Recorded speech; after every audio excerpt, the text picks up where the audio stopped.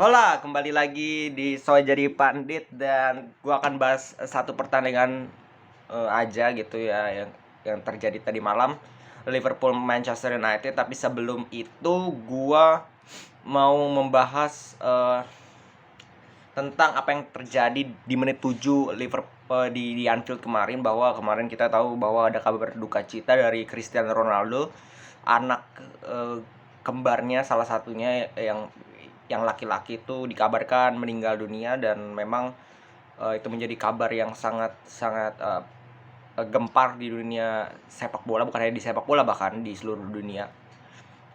Dan itu yang membuat Ronaldo juga tidak bisa tampil di pertandingan kali ini.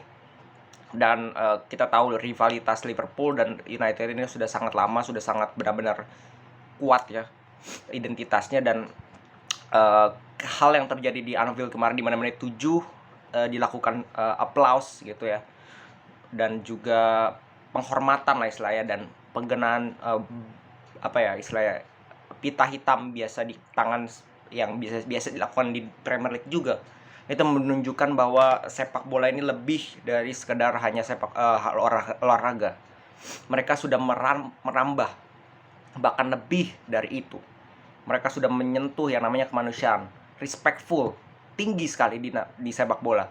Dan itu menunjukkan bahwa kembali lagi, walaupun rivalitas sebesar apapun, rivalitas sekuat apapun, ketika ada sesuatu hal yang menyangkut dengan kemanusiaan, maka itu akan diutamakan. Bahkan ini yang gue salut sekali dengan fans Liverpool yang berada di Anfield, begitu juga dengan banyaknya simpatisan di sosial media yang begitu baik, begitu luar biasa dalam merespon hal ini.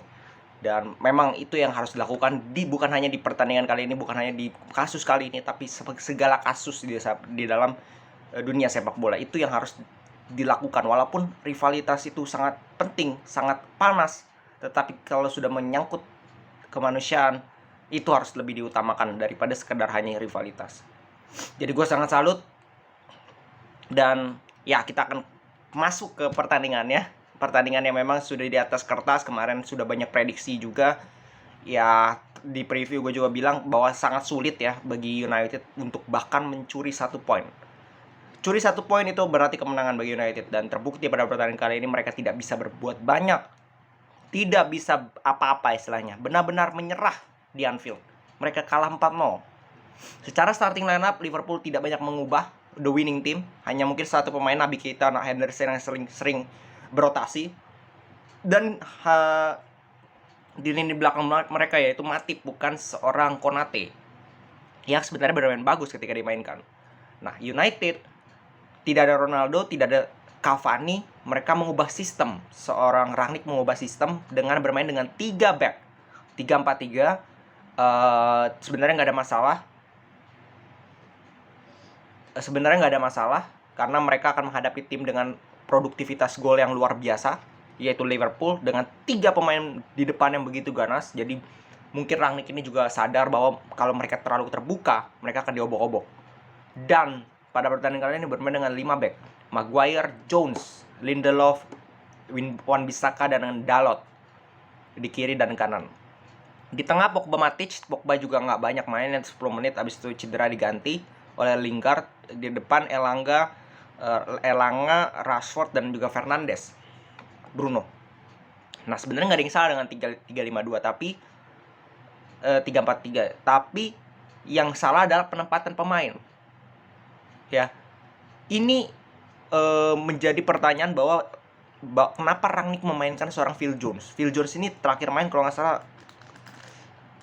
pada saat, lupa gue lupa lawan siapa. Pokoknya sekali, musim ini cuma main sekali ya.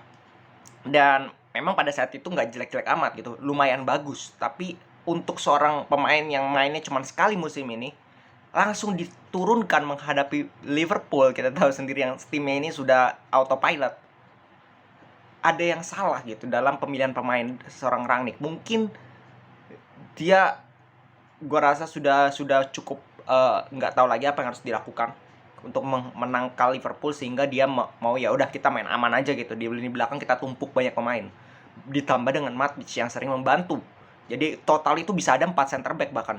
Nah, ini yang menjadi problem ketika memang banyak center back mereka. Tetapi kita tahu kekuatan Liverpool bukan dengan striker yang ganas. Striker yang duel headingnya kuat, duel satu lawan satunya kuat, bukan itu. Tetapi striker yang mobile. Luis Diaz, Mane, Salah ini selalu bisa mencari celah kosong dengan kecepatan, dengan speed, dengan skill mereka bisa mencari celah itu dan masuk. Dan kita tahu kerjasama mereka ini sudah sangat paten, terutama dari lini tengah ke depan ini passingnya itu sering sangat akurat, ditambah dengan fullback yang luar biasa membantunya. Nah, ini yang menjadi PR ketika lu menghadapi tim tanpa real striker. Liverpool tanpa real striker, mereka bermain sangat fleksibel, dijaga oleh 3 pemain kaku ini, istilahnya back tengah yang kaku, selesai loh. Dan terbukti di menit 20 itu udah 2-0, menit 22 gol pertama kosong, Mbak. Lu lihat 5 back MU, berapa yang ada di pada saat gol pertama itu?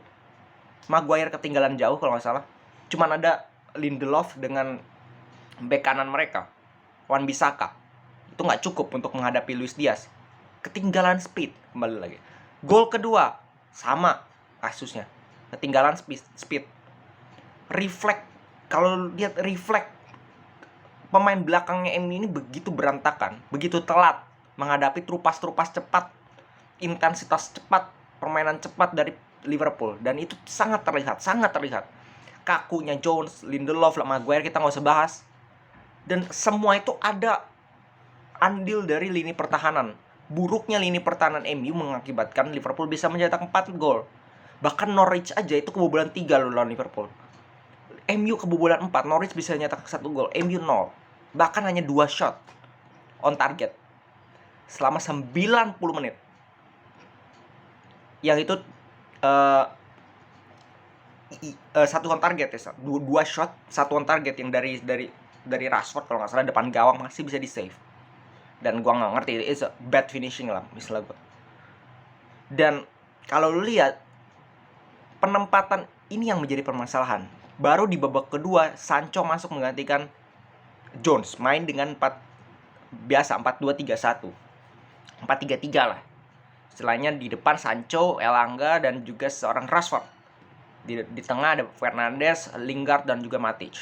Apa yang terjadi? Memang lebih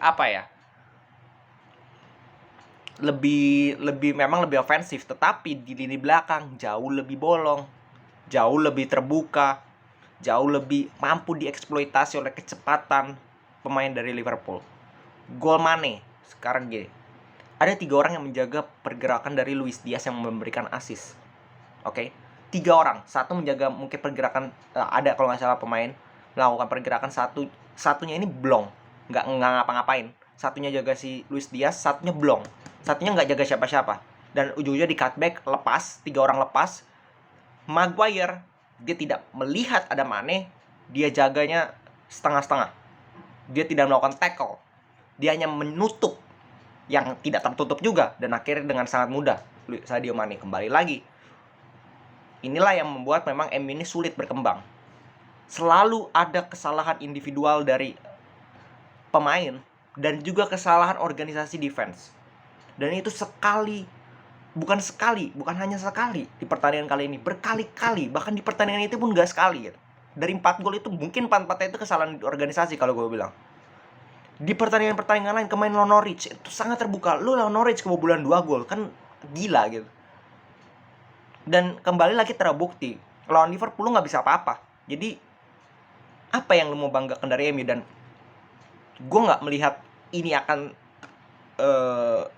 ini akan bangkit lah. MU ini akan bangkit di musim ini. Butuh perombakan besar-besaran. Dan Rangnick sudah bilang bahwa ya, kita butuh 8-10 pemain di rekrutan musim panas nanti. Dan itu akan dilakukan oleh MU menurut gue. Rombak besar-besaran. Ten Hag pun akan rombak besar-besaran.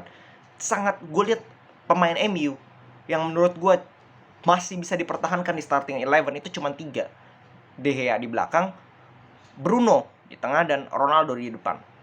Ronaldo mungkin sesekali bisa harus cari pelapis ya, jadi sesekali bisa dirotasi, but dia masih layak.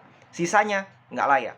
Lindelof, Jones, Maguire, Matic, Dalot, Wan-Bissaka, Elanga, Rashford itu harusnya dibuang. Kalau nggak dibuang jadi cadangan, bukan jadi starting lineup, karena mereka nggak layak. Simple itu.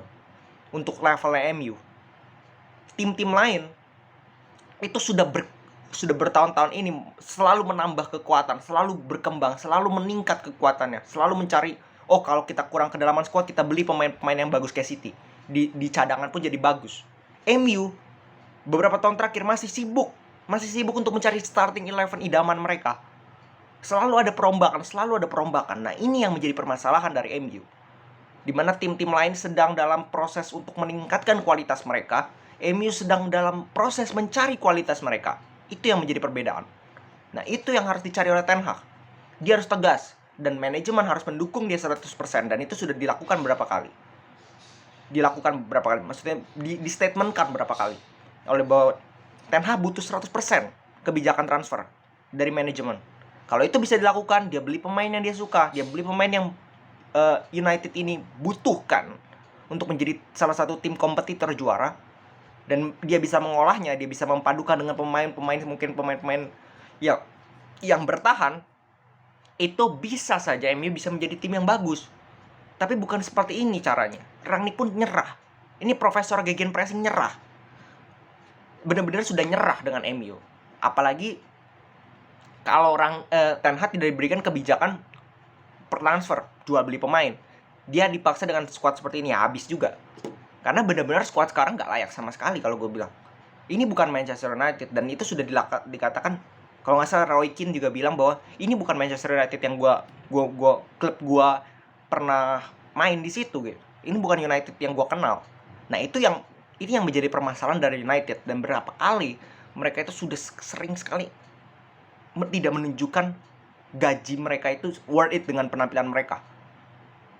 Ya, jadi menurut gue ini akan menjadi PR yang sangat berat, bukan hanya untuk pemain, tapi untuk pelatih, manajemen di musim baru. Mau mereka harus rombak total, mereka harus build the new era dari United dengan sistem yang jelas, dengan pemain-pemain yang jelas, dan kalau nggak cocok jual.